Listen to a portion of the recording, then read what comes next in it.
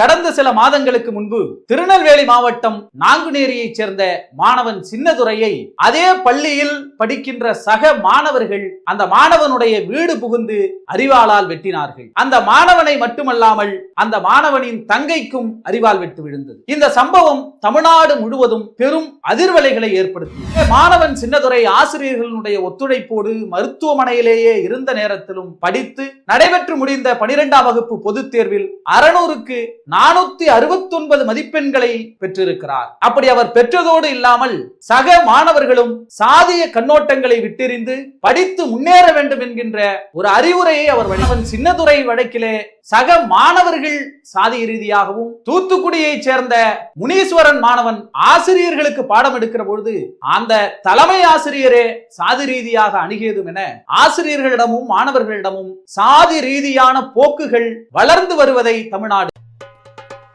Karim's biryani paradise at liberty and catering services கோடம்பாக்கத்தின் அறுசுவை அடையாளம்.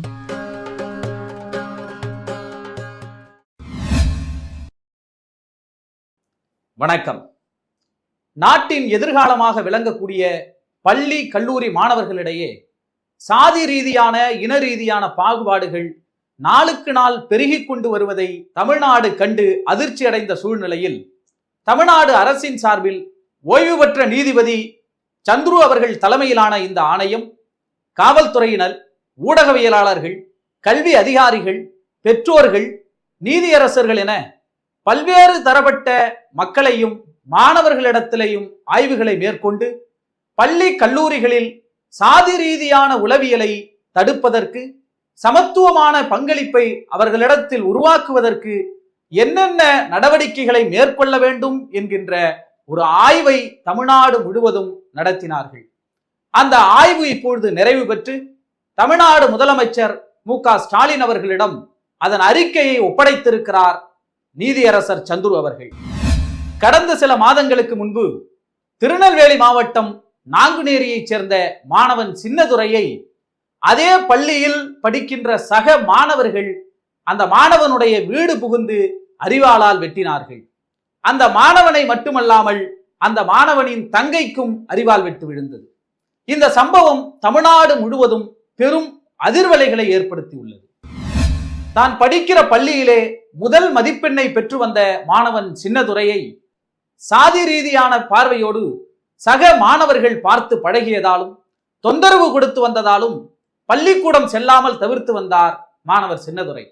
நன்றாக படிக்கிற மாணவன் பள்ளி வரவில்லை என்பதற்காக ஆசிரியர்கள் மாணவனை அணுகிய போது மாணவன் இந்தந்த மாணவர்களால் சாதி ரீதியான தொந்தரவு எனக்கு இருக்கிறது என்று அவர்களிடத்திலே சொன்னதை காரணம் காட்டி சக மாணவர்கள் சின்னதுரையை வீடு புகுந்து வெட்டினார்கள்.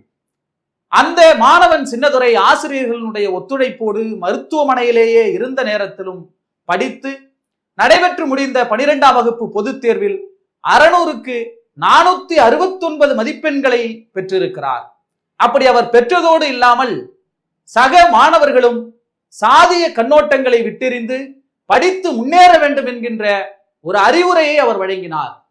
அதே போல தூத்துக்குடி மாவட்டத்தில் புளியங்குளம் என்ற பகுதியைச் சேர்ந்த ஒரு அரசு உயர்நிலை பள்ளியில் படிக்கின்ற முனீஸ்வரன் என்கின்ற ஒரு மாணவரிடத்திலே அந்த பள்ளியினுடைய தலைமை ஆசிரியராக பணியாற்றிய கலைச்செல்வி என்பவரும் மீனா என்பவரும் சாதி ரீதியான கண்ணோட்டத்திலே பேசுகிறார்கள்.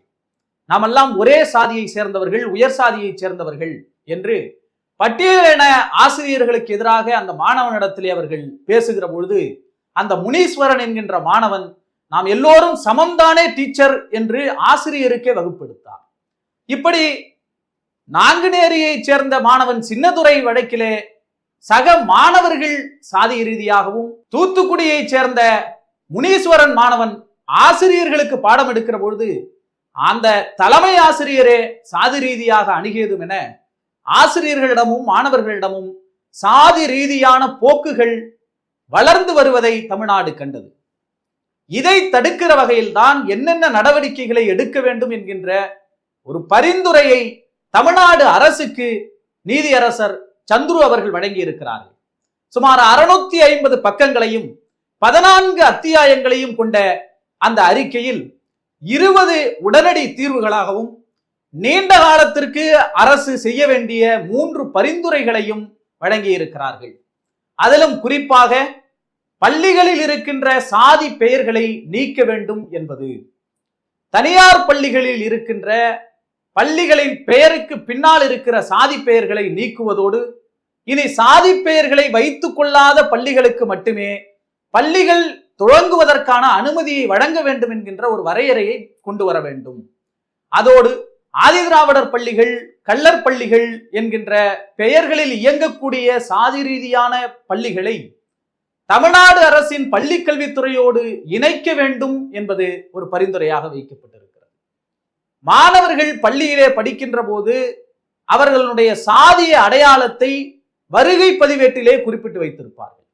அப்படி வருகை பதிவேட்டை ஆசிரியர்கள் மட்டுமே பார்ப்பதில்லை, தலைமை ஆசிரியர் மட்டுமே பார்ப்பதில்லை, அதை சக மாணவர்களும் பார்ப்பதனால் சாதி ரீதியான குறியீடுகள் அவர்களுக்கு எதிராக திரும்புகிறது என்பதனால் வருகை பதிவேட்டில் எக்காரணத்தை கொண்டும் மாணவர்களின் சாதியை பதிவு செய்யக்கூடாது என்று இந்த ஆணையம் பரிந்துரையை வழங்கியிருக்கிறது. அதே நேரத்தில் அந்த பகுதிகளைச் சேர்ந்த பெரும்பான்மை சாதியாக உள்ளவர்களை அந்த பள்ளிக்கு தலைமை ஆசிரியராகவோ அந்த மாவட்டத்தின் கல்வி அதிகாரியாகவோ டிஓ சிஓ போன்ற பதவிகளில் பணியமர்த்த கூடாது என்பதை ஆணையம் தெளிவாக சொல்லி இருக்கிறது. ஆணையத்தினுடைய முக்கியமான பரிந்துரைகளில் சமூக நீதி குறித்த சிந்தனை உடைய ஆசிரியர்களை ஆய்வு செய்து அதன் பிறகு பள்ளிகளில் நியமிக்க வேண்டும் என்கின்ற பரிந்துரையை அவர்கள் முன்வைத்திருக்கிறார்கள்.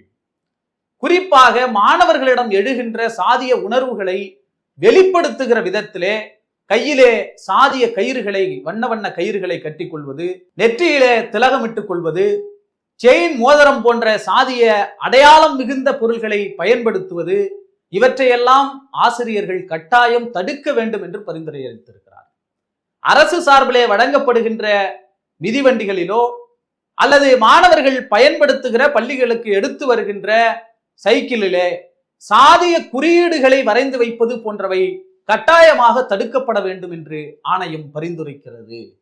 ஆசிரியர்களுக்கும் மாணவர்களுக்கும் இத்தகைய கட்டுப்பாடுகள் உடனடியாக செயல்படுத்தப்பட வேண்டும்.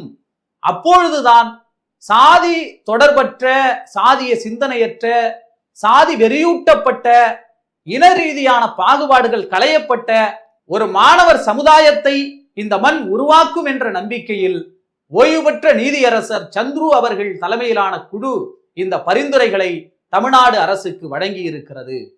மாணவர்களுடைய எதிர்காலத்தை கருத்தில் கொண்டும் நாட்டிலே நடைபெறுகின்ற சாதிய மோதல்களுக்கு பின்னால் கல்வி நிலையங்களில் உருவாகும் மாணவர்களிடத்திலேயே சாதி வெறியூட்டப்படுகின்ற நிலை நிறுத்தப்பட வேண்டும் என்கின்ற நல்ல எண்ணத்திலும் கொண்டு வரப்பட்ட இந்த பரிந்துரைகளை தமிழ்நாடு அரசு ஏற்றுக்கொண்டு உடனடியாக இதை அமல்படுத்த வேண்டும்.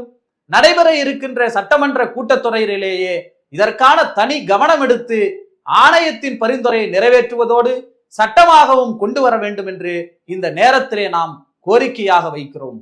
நன்றி. ஊடகம் கார்ப்பரேட் அரசியல்வாதிகளின் கைப்பாவையாக, அடிமைகளாக இருந்தது போதும். இனி சாட்டை எடுத்து சுழற்றும் நேரம் வந்துவிட்டது. ஊடகம் பொதுமக்களாகிய உங்களுக்காக, உங்களாலேயே இயக்கப்பட வேண்டும். ஊடக சுதந்திரத்திற்காக உங்களின் பங்களிப்பை இன்றே அளித்திடுங்கள்.